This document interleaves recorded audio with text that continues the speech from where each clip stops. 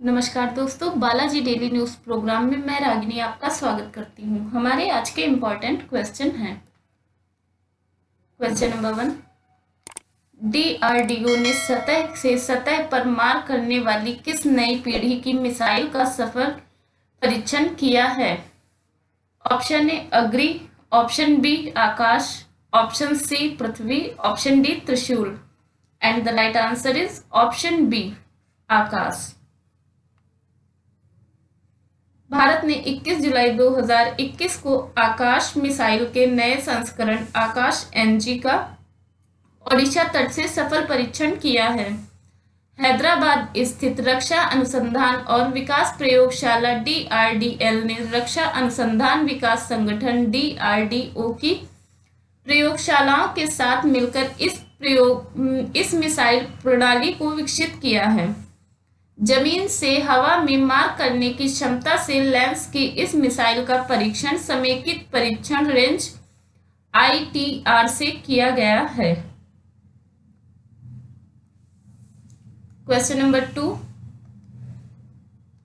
अंतर्राष्ट्रीय ओलंपिक समिति आईओसी ने साल 2032 में होने वाले ओलंपिक की मेजबानी के लिए निम्न में से किस शहर को चुना है? Option A Brisbane, option B Delhi, option C Tokyo, option D Berlin. And the right answer is option A Brisbane. Olympics game 2032 का आयोजन ऑस्ट्रेलिया के शहर ब्रिस्बेन में किया जाएगा। ऑस्ट्रेलिया इससे पहले 2 बार ओलंपिक की मेजबानी कर चुका है।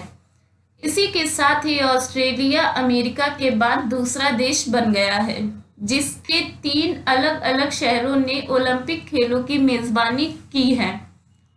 ऑस्ट्रेलिया का सिडनी और मेलबर्न ने ओलंपिक खेलों का आयोजन हो चुका है। साल 1956 में मेलबर्न और साल 2000 में सिडनी ओलंपिक खेलों की मेजबानी कर चुका है। क्वेश्चन नंबर 3, हाल ही में किस राज्य सरकार ने कोरोना से अनाथ हुए बच्चों के लिए बाल सेवा योजना शुभारंभ किया है? Option A Bihar, option B Punjab, option C Uttar Pradesh, option D Jharkhand. And the right answer is option C Uttar Pradesh. हाल ही में उत्तर प्रदेश सरकार ने कोरोना से अनाथ हुए बच्चों के लिए बाल सेवा योजना का शुभारंभ किया है। कोरोना काल में अनाथ हुए बच्चों के भविष्य को संवारने, आर्थिक और शैक्षिक मदद पहुंचाने के उद्देश्य से यह योजना शुरू की गई है। क्वेश्चन नंबर 4, केंद्र सरकार ने हाल ही में किस योजना को वर्ष 2025 तक बढ़ा दिया है? ऑप्शन ए स्टैंड अप इंडिया योजना, ऑप्शन बी प्रधानमंत्री मुद्रा योजना, ऑप्शन सी प्रधानमंत्री आवास योजना, ऑप्शन डी इनमें से कोई नहीं। And the right answer is option A stand up India योजना। केंद्र सरकार ने स्टैंड अप इंडिया योजना को वर्ष 2025 तक बढ़ा दिया है।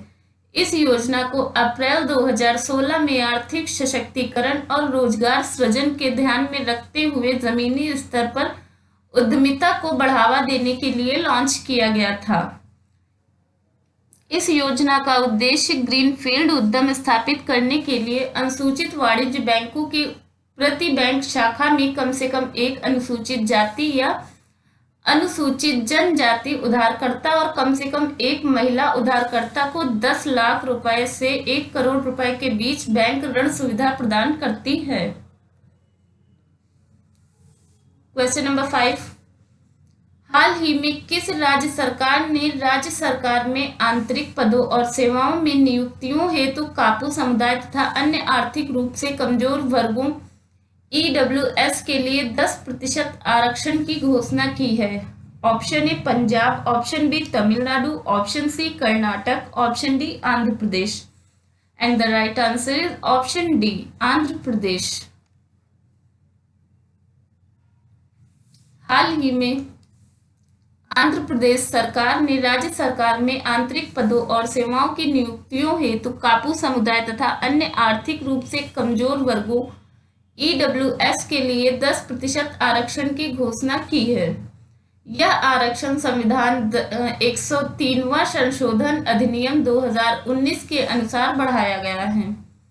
कापू मुख्य रूप से आंध्र तेलंगाना क्षेत्र के एक कृषि प्रधान समुदाय हैं।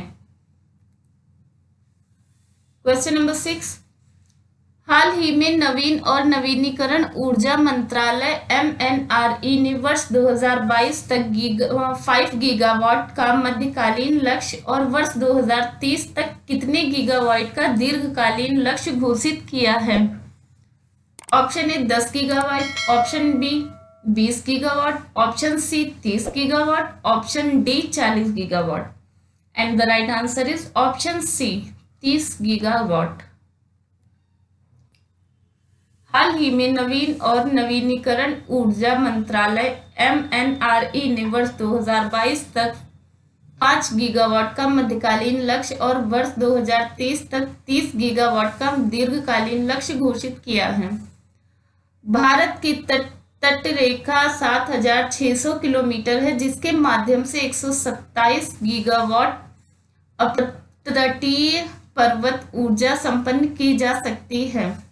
अपतटीय पर्वत पवन ऊर्जा का तात्पर्य जल निकायों के अंदर पवन फार्मों की स्थापना से है। वे बिजली उत्पन्न करने के लिए समुद्री हवाओं का उपयोग करते हैं।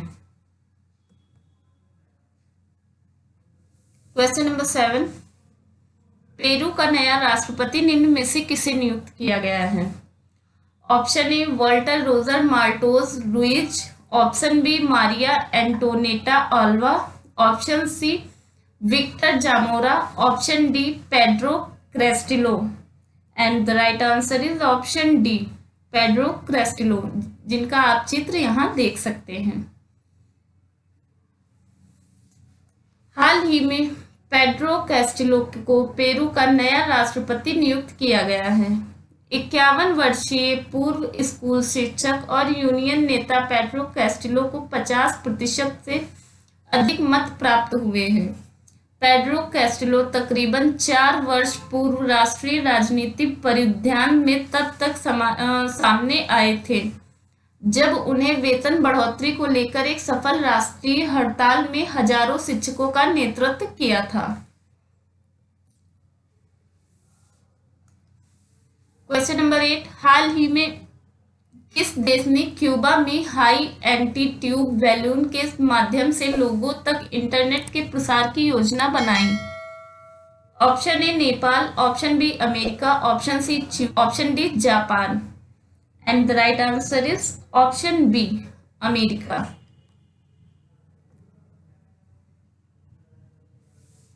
हाल ही में अमेरिका ने क्यूबा में हाई एल्टीट्यूड बैलून के माध्यम से लोगों तक इंटरनेट के प्रयास की योजना बनाई है, जब उनकी सरकार ने इंटरनेट की पहुंच को अवरुद्ध कर दिया था।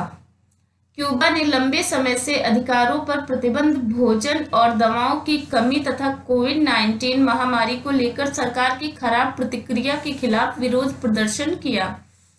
इन्हें आमतौर पर लून बैलून के रूप में जाना जाता है, क्योंकि इंटरनेट प्रदान करने के लिए पहले हाई एल्टीट्यूड बैलून का इस्तेमाल प्रोजेक्ट लून के तहत किया गया था। क्वेश्चन नंबर 9, किस राज्य सरकार ने अगर पेड़ों की व्यावसायिक खेती को बढ़ावा देने के लिए पहल शुरू की है? Option A Tripura, option B Madhya Pradesh, option C Punjab, option D Tamil Nadu. And the right answer is option A Tripura. Tripura सरकार ने अगर पेड़ों की व्यावसायिक खेती को बढ़ावा देने के लिए पहल शुरू की है। सरकार ने आने वाले 3 वर्षों में इस क्षेत्र में 2000 करोड़ रुपए का कारोबार हासिल करने का लक्ष्य रखा है। त्रिपुरा सरकार ने वर्ष 2021-22 में 1500 किलोग्राम अगर तेल और 75,000 किलोग्राम अगर चिप्स निर्यात करने की योजना बनाई है। क्वेश्चन नंबर 10, हाल ही में किस केंद्रीय मंत्री ने कोविड टीका संग सुरक्षित वन धन और उद्यम अभियान लॉन्च किया है? Option A Rajnath Singh, option B Arjun Munda, option C Anurag Thakur, option D Piyush Goyal. And the right answer is option B Arjun Munda. हाल ही में केंद्रीय मंत्री अर्जुन मुंडा ने कोविड टीका संघ सुरक्षा वन धन और उद्यम अभियान लॉन्च किया है। यह अभियान कोरोना वायरस वैक्सीन और मिथकों, अफवाहों, दुष्प्रचारों और गलत सूचनाओं के खिलाफ इंफोडेमिक को मात देने में मदद करेगा।